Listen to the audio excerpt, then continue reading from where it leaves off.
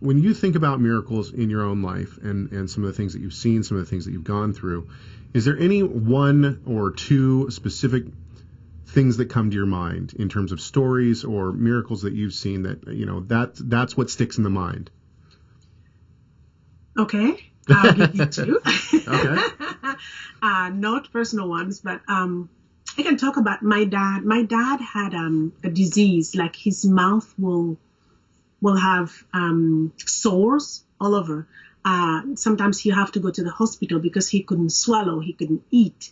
And he prayed for so long for God to heal him. My dad had the gift of healing. He will pray for someone and the person will be healed. But he prayed for himself for so long, he was not healed. I mean, after he would take medicine, he'll be okay for 6 months or a year, and then it will come back.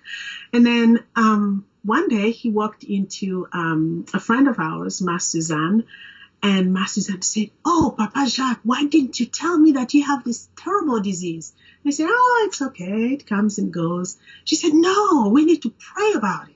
So the Lord had revealed it to her in a dream. She said, "I had a dream and this is what I saw."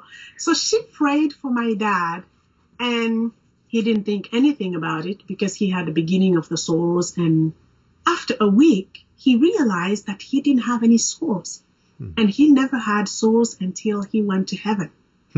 He was completely healed and didn't need any medicine. One thing that was really a turning point for me, I was researching these, getting people's accounts of them. And sometimes I was approaching them with, a bit of scholarly skepticism. I mean, in principle, I believed in miracles, but, I was trying to use the minimalist approach of scholarship, and, somehow it got down inside of me. And so, but then there were these accounts of people being raised from the dead and so on. And, I was approaching them kind of like, how do we know this or that? And Médine had told me about something, but when we went to Congo, she helped me to interview the witness in one of these cases. It was Antoinette Malambe told me about her daughter when she was about 2 years old. She cried out that she was bitten by a snake. And there was no medical help in the village. She got to her daughter. Her daughter wasn't breathing. So since there was no medical help, she strapped the child to her back. She ran to a nearby village where a family friend, Coco Ngoma Moise, was doing ministry. And Coco Moise prayed for the child, and she started breathing again. So I asked, how long was it between the time that you noticed she wasn't breathing and the time that Coco Moise prayed for her?